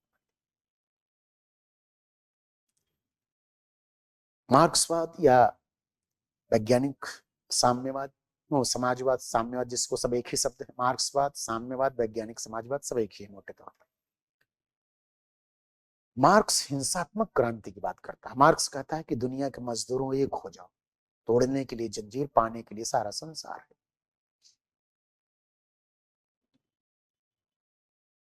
मार्क्स द्वंद्वात्मक भौतिकवाद की बात करता है और कहता है कि द्वंद्वात्मक पद्धति ये हेगल से लेता है, क्योंकि हेगल जो था जर्मन दार्शनिक हेगल, ये विचारों में विश्वास करता था। कहता था, हेगल कहता है कि विचार ही सब कुछ है, विचार से ही सारी चीजें हैं। ये जो इलेक्ट्रॉनिक पेन है, अगर इसका विचार ना होता तो इलेक्ट्रॉनिक पेन कहते। ये पोडियम जिसके सहारे मैं खड़ा हूं, ये विचार है, इसी का अस्तित्व है। पोडियम जला दो, इलेक्ट्रॉनिक पेन को खत्म कर दो, लेकिन पोडियम का विचार कभी खत्म नहीं होगा, इसलिए यही सत्य है। मार्क्स कहता है कि नहीं, हेगल महोदय सिर के बल खड़े हैं, इनको हमने सीधा कर दिया। मार्क्स कहता है कि नहीं, भौतिक पदार्थ ही सब कुछ, और भौतिक पदार्थ में भी अर्थ तत्व को महत्व देता है, और कहता है कि इन्हीं में परिवर्तन से ही चीजें होती हैं। द्वंद्वात्मक भौतिकवाद को गेहूं के बीज से समझाने की कोशिश करता है कि कैसे गेहूं का बीज होता है, एक अवस्था होती है वो जमीन में डाला जाता है, पौधा बन जाता है, दूसरी अवस्था, अंत में वो फिर से सृजन कर देता है अपना विरोधी, यानी गेहूं अपना अस्तित्व समाप्त कर देता है तो पौधा, पौधा अपना अस्तित्व समाप्त कर देता है तो फिर से बाली है। तो ये परिवर्तन चलता रहता है, वाद प्रतिवाद संवाद के माध्यम से। वाद क्या है? अपूर्ण स्थिति, प्रतिवाद उसके एंटी स्थिति है, दोनों मिलकर संवाद। संवाद एक समय के बाद फिर एक स्थिति में आएगा, उसका एंटी पैदा होगा क्योंकि अपूर्णता है, फिर प्रतिवाद पैदा होगा, दोनों मिलकर संवाद। ये विकास तब तक चलता रहेगा जब तक कि पूर्ण नहीं हो जाए। मार्क्स कहता है कि उत्पादन की पद्धति और नियंत्रण से ही समाज की संरचना बनती है, यानी मार्क्स आर्थिक तत्व को ही आधार बताता है, इसी आधार यानी बेस से अधिसंरचना यानी राजनीति, संस्कृति, इन सब का निर्माण होता है। मार्क्स कहता है कि जो इतिहास है ये मूलतः वर्ग संघर्ष का इतिहास है। शुरू में आदिम युग था जब प्रोडक्शन का कुछ महत्व ही नहीं था, तो समानता थी। धीरे धीरे दास युग आया क्योंकि स्वामी आ गया, फिर सामंत है जो कृषकों का शोषण करते थे,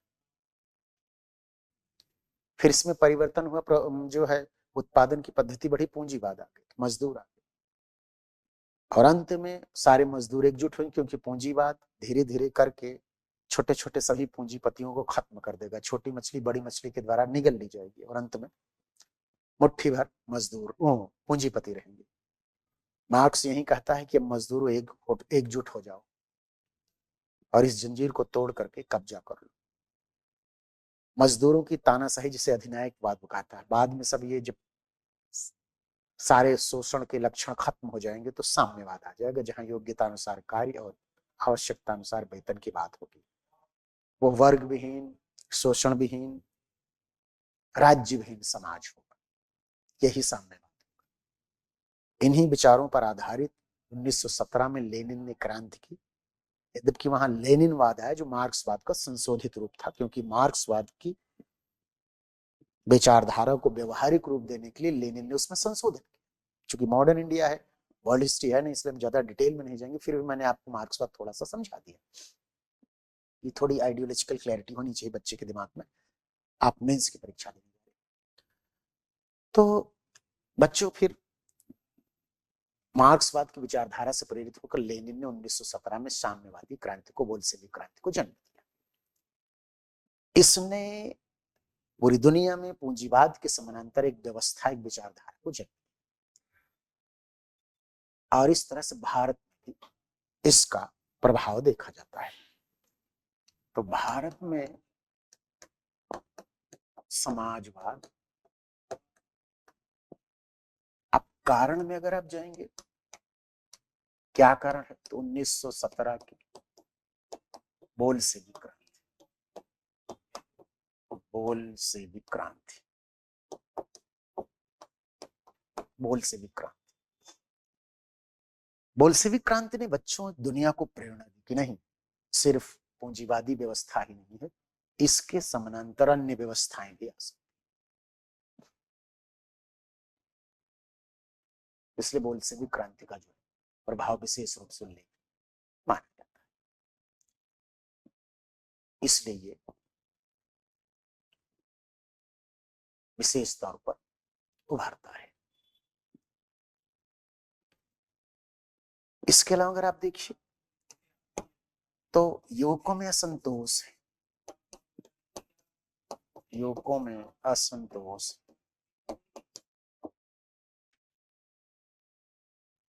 अगर आप देखो बच्चे, तो हम स्पष्ट तरीके से देख सकते हैं कि कैसे जो है, जब भारत में समाजवाद का आगमन हो रहा है, यद्यपि समाजवाद क्या साम्यवाद पहले आता है, जब हम देखते हैं कि कैसे जो है एमएन राय ने ताशकंद में साम्यवादी पार्टी की स्थापना की और उसके बाद जो है धीरे धीरे ये भारत में भी फैलने लगा। इस संदर्भ में हम देखते हैं कि ये सारी चीजें कैसे जो है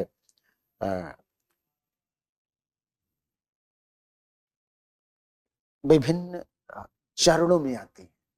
जैसे एमएन राय ने कम्युनिस्ट पार्टी ऑफ इंडिया की जब स्थापना ताशकंद में की, तो भारत में भी उससे प्रेरित होकर सत्य भक्त ने, अगर आप देखिए तो एक भारतीय साम्यवादी पार्टी की स्थापना की, बाद में सिंगारवेलु चेट्टियार के साथ उनका वैचारिक मतभेद हो गया, तो वे भी एक तरह से देखिए तो अलग हो, और अलग होने का रिजल्ट ये निकला कि बाद में फिर वो पूरी तरह से ही अलग हो गए और वो खत्म से हो गए, क्योंकि फिर कोई मतलब ही नहीं रहा, राजनीति से अलग हो गए। सिंगारवेलु चेट्टियार जो थे वो मद्रास में इसकी स्थापना की और अंततः जो है वो साम्यवादी समाजवादी मूवमेंट को आगे बढ़ाया। तो यहां अगर आप देखिए तो बहुत सारे कारण है, लेकिन प्रमुख है बोल्शेविक क्रांति, युवकों में असंतोष, आर्थिक संकट, बेरोजगारी, जिसे तमाम जो है कारण आए, जिसने साम्यवाद को, समाजवाद को विकसित किया। और इस संदर्भ में ये भी माना जाता है कि चूंकि पिछड़ापन था, इसलिए जो है इस बात की संभावनाएं ज्यादा थी। अगर आप देखें तो कैसे शुरू में साम्यवादियों में सत्यभक्त और सिंगारवेलु चेट्टियार थे, फिर नेहरू का समाजवाद आता है, फिर बोस समाजवाद के अच्छे फॉलोअर होते हैं, और फिर जो है राम मनोहर लोहिया, अच्युत पटवर्धन जैसे लोग आते हैं। इनमें भी अगर आप देखिए तो क्या कहते हैं उसको,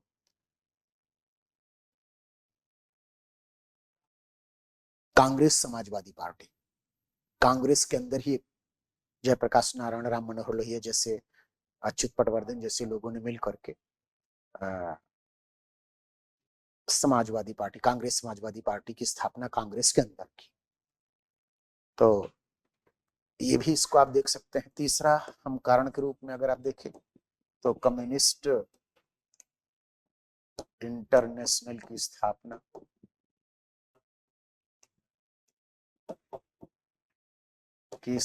भी एक कारण था यहाँ आने का, समाजवाद के आने का कारण। बेरोजगारी आप कह सकते हैं, शिक्षित बेरोजगारी, शिक्षित बेरोजगारी।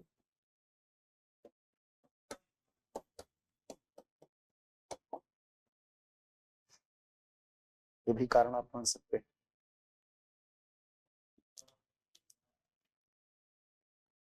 विभिन्न संगठनों का गठन भी आप मान सकते हैं, ये भी कारण है, क्योंकि अगर ये 9 संगठन बनते तो कैसे समाजवाद आता।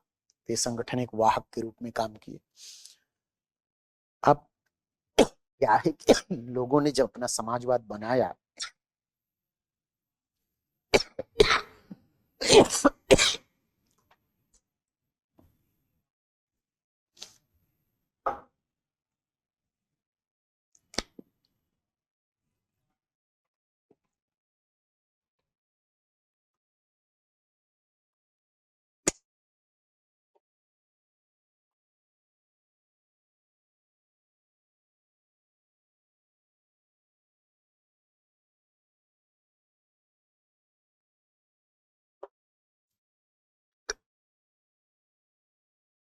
अब अगर आप देखिए तो तमाम संगठन बने और इनका जो उद्देश्य था, इनका जो कार्यक्रम था कि भाई राज्य के नियंत्रण में सारी आर्थिक गतिविधियां होनी चाहिए, योजनागत विकास होना चाहिए, सामंतवादी व्यवस्थाओं का अंत होना चाहिए, निजी स्वामित्व का अंत होना चाहिए, वयस्क मताधिकार होना चाहिए, धर्मनिरपेक्ष राज्य होना चाहिए, लिंग के आधार पर सामाजिक भेदभाव ना हो,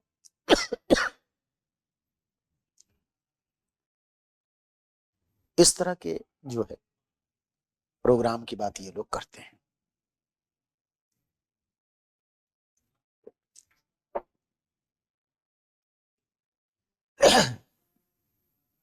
इन प्रोग्रामों के माध्यम से ये जो है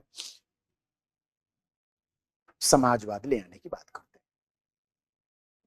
यही कारण है कि आप देखिए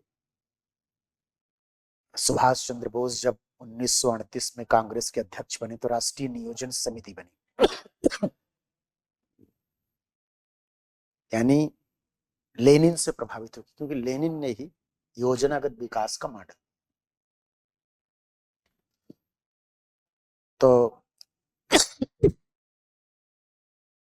ये समस्या जो है का समाधान इन लोगों ने योजनागत विकास के माध्यम से सोचा। बाद में आप देखिए कि मजदूरों के अधिकारों की बात जो की जाने लगी और पंचवर्षीय योजनाएं जो स्वतंत्रता के बाद बनी, समाजवाद का ही प्रभाव है कि आप देखिए 29 में अध्यक्ष बने नेहरू, फिर 36-37 में बने, 38-39 में बोस बने, फिर नेहरू ही प्रधानमंत्री बन गए। फिर इस तरह से विकास का एक मॉडल आया। मिश्रित अर्थव्यवस्था में जो सार्वजनिक क्षेत्र का कॉन्सेप्ट आया वो समाजवाद का ही प्रभाव था। मजदूरों के हित में बातें की गई, किसानों के हित में बातें की गई। इस तरह से अगर आप देखें तो समाजवाद का राष्ट्रीय आंदोलन को रूपांतरित करने में महत्वपूर्ण योगदान है। इसने राष्ट्रीय आंदोलन को रूपांतरित करने में सफलता प्राप्त की। इस तरह से भी इनको हम देख सकते हैं। हमारे जैसे लोक नायक जयप्रकाश नारायण है, इन्होंने जो अपने बिहार से ही थे, ये भी समाजवाद के एक बड़े नेता थे। इन्होंने बिहार में ही समाजवाद की बातें की। बाद में नेशनल स्तर पर भी ये लोग समाजवाद की बातें करने लगे, पूंजीवाद की निंदा की, मजदूरों किसानों के हितों की बात की। और जयप्रकाश नारायण ने तो मार्क्स की भी काफी तार्किक आलोचना भी की। इस तरह से इनको आप देख सकते हैं कि कैसे राष्ट्रीय आंदोलन में समाजवाद का जो प्रभाव था वो आया। साम्यवाद तो खैर ज्यादा प्रभाव नहीं पाया। समाजवाद साम्यवाद में थोड़ा एक रस कसी भी थी। जैसे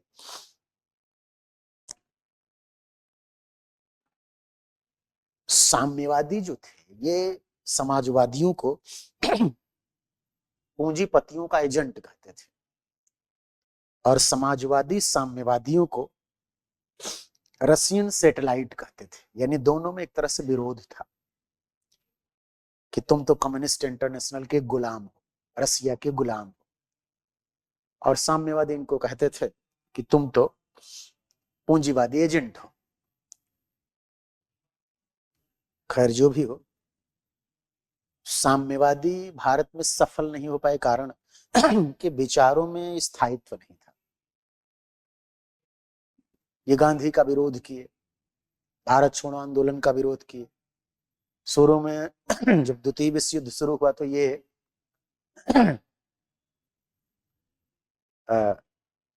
कांग्रेस पार्टी के साथ थे, द्वितीय विश्व युद्ध का विरोध कर रहे थे। लेकिन जैसे रसिया शामिल हुआ द्वितीय विश्व युद्ध में तो ये मित्र राष्ट्रों की तरफ चले गए और कहने लगे कि हाँ हाँ ठीक है।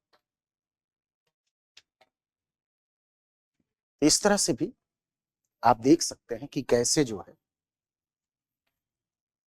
ये अपने अपने विचारों से प्रभावित किए। और ये समाजवाद का ही प्रभाव है बच्चे कि न सिर्फ कांग्रेस पर समाजवादियों का नियंत्रण, चाहे नेहरू हो या बोस हो, बल्कि प्रधानमंत्री ही समाजवादी बना। ये अलग बात है कि नेहरू लोकतांत्रिक समाजवाद की बात करते थे,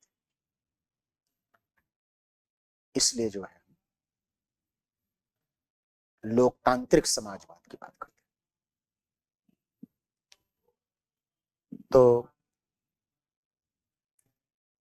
वामपंथी आंदोलन भी कमोबेश राष्ट्रीय आंदोलन को प्रभावित किया और राष्ट्रीय आंदोलन में पूंजीवाद के प्रभाव को बढ़ने नहीं दिया। जैसे इस पे प्रश्न क्या बन सकते हैं, आपको ये भी देखने की जरूरत है कि जैसे अच्छा प्रश्न तो यह है कि भारत में वामपंथी आंदोलन ने राष्ट्रीय आंदोलन को किस तरह रूपांतरित किया। प्रभावित किया नहीं तो सरल हो जाएगा, रूपांतरित किया। इसको भी आप देखें तो ये जो है महत्वपूर्ण। तो नेतृत्व पर आए, संगठन पर प्रभाव बना, योजनाएं बनने लगी, मजदूरों के हितों की बात की गई और बाद में पंचवर्षीय योजनाएं आई। ये सब रूपांतरित करना ही कि कैसे इसने राष्ट्रीय आंदोलन को रूपांतरित किया। जयप्रकाश नारायण वगैरह स्वतंत्रता के बाद देखिए संपूर्ण क्रांति की बात करने लगे, खुद एक समाजवादी थे। तो इस तरह से अगर आप देखिए तो वामपंथी आंदोलन जो था वो राष्ट्रीय आंदोलन को काफी हद तक प्रभावित किया और स्वतंत्र भारत का प्रधानमंत्री ही समाजवादी। इससे बड़ा और प्रभाव क्या हो सकता है। भारत का निर्माण ही समाजवादी राष्ट्र के, क्योंकि गांधी तो उनका एक अपना विचार था गांधीवाद, लेकिन नेहरू जो है वो 1936-7 के आसपास कहते हैं कि देश की समस्या का हल एकमात्र समाजवाद, हमें राज्य रजवाड़ों में विश्वास नहीं। सुभाष चंद्र बोस भी समाजवादी थे। देखिए सुभाष चंद्र बोस हम अलग से थोड़ी चर्चा करेंगे। सुभाष चंद्र बोस बच्चों समाजवादी थे और अगर आप देखिए तो ये कांग्रेस के जब अध्यक्ष बने, राष्ट्रीय नियोजन कमेटी का इन्होंने निर्माण किया, नेहरू को अध्यक्ष बनाया और समाजवादी विचारधारा को आगे बढ़ाया। लेकिन बाद में ये आंदोलन, राष्ट्रीय आंदोलन को, स्वतंत्रता को प्राप्त करने के लिए फासिस्टवाद या अन्य लोग अन्य विचारधाराओं से भी जुड़ने लगे। फिर INA का गठन किया। यद्यपि हम सुभाष चंद्र बोस पर कल चर्चा करेंगे, थोड़ा सा गला हमारा खराब है, इसलिए आज बच्चे हम लोग यहीं तक करते हैं। कल हम लोग सुभाष चंद्र बोस को पढ़ेंगे और